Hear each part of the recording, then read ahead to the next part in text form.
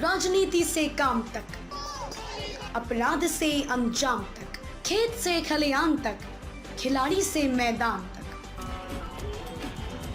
सितारों से आसमान तक, हर खबर पर होगी हमारी नजर। पल पल बदलती देश और दुनिया की खबर पाइए सिर्फ इंडिया टाइम 24 पर। सुबह हमारी, बात आपकी। नमस्कार दोस्तों, इंडिया टाइम 24 में मैं हूं आपके साथ नीरज सिसोदिया। कांग्रेस ने 4 प्रत्याशियों की घोषणा कर दी है बरेली जिले में। सुप्रिया एरन जी जो पूर्व मेयर रही हैं बरेली की, उन्हें कैंट से प्रत्याशी बनाया गया है। सुप्रिया एरन जी से जानते हैं क्या मुद्दे रहेंगे चुनाव में और किस तरह से उनका मुकाबला भारतीय जनता पार्टी से होगा या समाजवादी पार्टी से। सुप्रिया जी, इंडिया टाइम 24 में बहुत बहुत स्वागत है आपका। नीरज, आपका भी स्वागत है। बहुत दिनों से आपके देख रही हूँ यूट्यूब पर।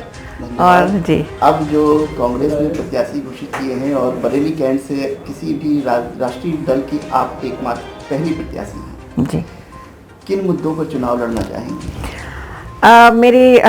हमारा जो पार्टी का हाईकमांड है उसने जो मुद्दा हमें दिया है, प्रियंका जी ने सबसे बड़ा मुद्दा दिया है। आधी आबादी को हमने टच किया है।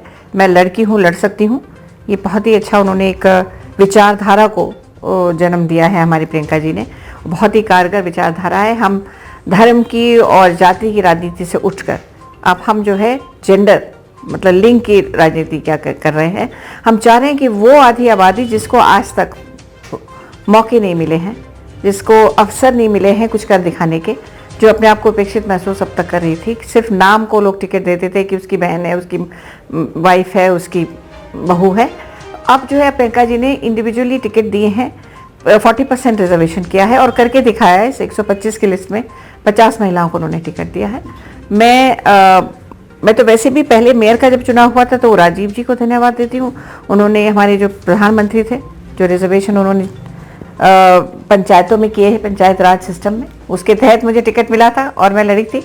और आज जो है प्रियंका जी ने जो ये मुद्दा उठाया है आधी आबादी का, तो उसमें मुझे टिकट हुआ है। तो मुद्दा सामने है। हम लोग धर्म और इसकी जो ये हवा चली हुई है, जो एक मीडिया के थ्रू, एक सेक्शन ऑफ मीडिया के थ्रू जो गलत संदेश पहुंचाए जा रहे हैं कि सब मुद्दे, अनएम्प्लॉयमेंट, गरीबी, बेरोजगारी, महंगाई, ये सारे जो मुद्दे हैं इनको कवर करने के लिए, जनता का ध्यान भटकाने के लिए जो हम मंदिर मस्जिद की बात शुरू करते हैं, अब मुझे तो ऐसा लगता है कि इनके दिन अब लग गए हैं। अब हाँ, विकास आपकी नजरों में विकास का मुद्दा होगा, रोजगार का मुद्दा होगा, मुझे तो ऐसा लगता है, जो मैं अंदर की बात आपको बताऊं, ऊपर से तो आपको लगेगा क्योंकि रूलिंग पार्टी है, लेकिन मैं अंदर से जैसे मिल रही हूँ ग्रास रूट लेवल पर, मैं देख रही हूँ कि विकास, अनएम्प्लॉयमेंट और महंगाई ये बहुत बड़े मुद्दे हैं। जब स्टूडेंट्स को अपनी पढ़ाई छोड़कर ठेले लगाने पड़ेंगे, ऑटो रिक्शा चलाने पड़ेंगे, जब यहाँ वहाँ जो है कहीं केटरिंग का काम कर रहे हैं, कभी इस तरह से जो कर रहे हैं, बेचारों को सरवाइव करना पड़ रहा है, तो ऐसे में ये मुद्दा धर्म का और उसका कब तक चलेगा? हम भी उतने ही हिंदू हैं। मैं आपके माध्यम से कहना चाहती हूँ कि हम क्या हिंदू नहीं, हमें प्रूफ करना पड़ेगा हम हिंदू हैं। ये कहना कि भाजपा में हैं और मोदी जी के फॉलोअर हैं या योगी जी के समर्थक हैं तभी हम हिंदू हैं। हम उतने ही हिंदू हैं। हमें अपने राष्ट्र का गर्व है हमें कि हम भारतीय हैं, हिंदू हैं।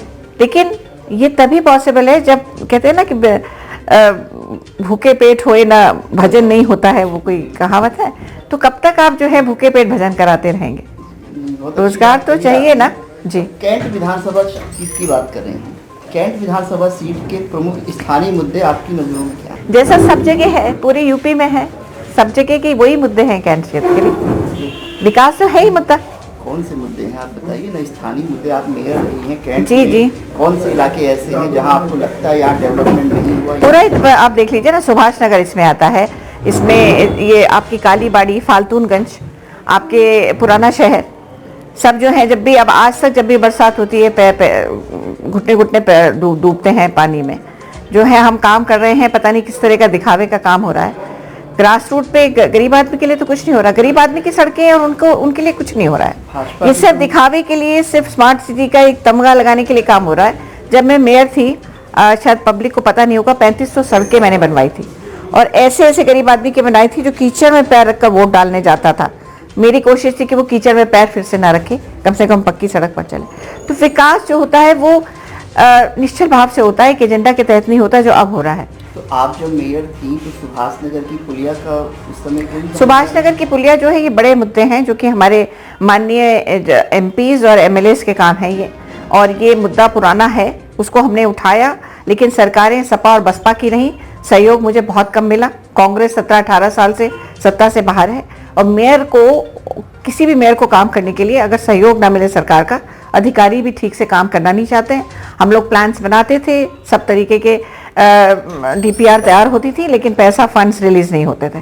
तो ये सब दिक्कतें मुझे आई थी। वो बड़े बड़े काम जो है, अगर मुझे दोबारा मौका मिलता और हमारी सरकार होती तो उसका रूप ही कुछ और होता। आज की तारीख में बीजेपी के 9 एमएलए, 2 एमपी, मिनिस्टर, मेयर, सभासद, उनसे ये सवाल क्यों नहीं पूछा जाता? उनसे ये सवाल जब पूछा गया तो उन्होंने कहा कि हम काम कर रहे हैं, और सुभाष नगर की पुलिया पे ओवरब्रिज भी बन रहा है। एक बात कहाँ बन रहा है? कहाँ बन रहा है? दो टर्म हो गई हैं बीजेपी की। अभी उनको एक पुराने शहर की उन्होंने बात कही। उन्होंने कहा कि मेरे जो पूर्ववर्ती मेयर थे, चाहे वो डॉक्टर आईएस तोमर रहे हों, चाहे वो आप रही हों, उन्होंने, नीरज आप भी जानते हैं, आप जानते हैं, मैं भी जानती हूँ, पुराना शहर जो है मुस्लिम डोमिनेटेड एरिया है। भाजपा का वहाँ कैसे जाएगी भाजपा, और वहाँ क्यों काम करेगी? ठीक है, ये मुद्दे ऐसे हैं, सब जानते हैं। वहाँ पर मूलभूत समस्याएं, मेयरों ने भी काम नहीं किए, उनके ये तो कहेंगे वो, लेकिन अब वो तो करें, चलिए हमने नहीं किया, वो क्या कर रहे हैं? और पहले तो शुरुआत तो सुभाष पटेल जी से हुई थी, फिर राजकुमार अग्रवाल जी थे, तो क्या वो उनको भी शामिल कर रहे हैं? तो ठीक है, लेकिन ये इस तरह की ब्रूट मेजॉरिटी में भी काम नहीं होगा तो पब्लिक क्या उम्मीद करेगी, बताइए, है ना? पार्टी ने आपको उम्मीदवार बनाया है जी। अगर जनता आपको विधायक बनने का मौका देती है तो आपका ड्रीम प्रोजेक्ट क्या होगा अपनी विधानसभा क्षेत्र की जनता का? ड्रीम प्रोजेक्ट होगा, जितनी भी, पहले तो अंदर की बहुत बुरे हाल है मोहल्लों के, फालतू इनकम, काली बाड़ी जैसे इलाके, सुभाष नगर के अंदर की गलियां बहुत बुरे हालत में है। तो इस सिर्फ दिखावे का काम ना करके अंदर पब्लिक जो, उनको अंदर एक कॉन्फिडेंस पैदा करने के लिए मुझे काम करना है। दूसरे, महिलाओं के रोजगार के लिए, जो यूथ है हमारा, वो भटक क्यों रहा है? क्यों इतना क्राइम बढ़ गया है बीजेपी के राज में? कितना भी ये कहते रहे कि हमने क्राइम मुक्त कर दिया है, हम जानते हैं, आप जानते हैं, हमारी बेटियां और बहू बेटियां जानती हैं घर से निकलना कितना मुश्किल है। तो उनको रोजगार मिले, उन एजुकेशन की फैसिलिटी बेटर हो, हेल्थ सेवाएं सिर्फ कागजों में नहीं, सही मायने में अच्छी हो, तो ये कोशिश मेरी रहेगी। आपने बेरोजगारी की बात कही कि बेरोजगारी बढ़ गई है, कोई आंकड़ा है आपके पास कि पहले? नहीं, मेरे पास आंकड़ा नहीं है। देखिए, मेरे पास आंकड़ा जरूरी नहीं कि हो, लेकिन आप भी जानते हैं, सारा सब जानते हैं बेरोजगारी का वो हाल है। अगर मैं आंकड़े दूं आपको तो हमने डेटा कलेक्ट किया है, हम लोगों ने डोर टू डोर सर्वेस किए हैं। हमने बहुत दिन से हम चुनाव की प्रक्रिया में हैं अपना, क्योंकि हम एक बड़ी राजनीतिक पार्टी के लोग हैं, हमारा काम करने का तरीका दूसरा है।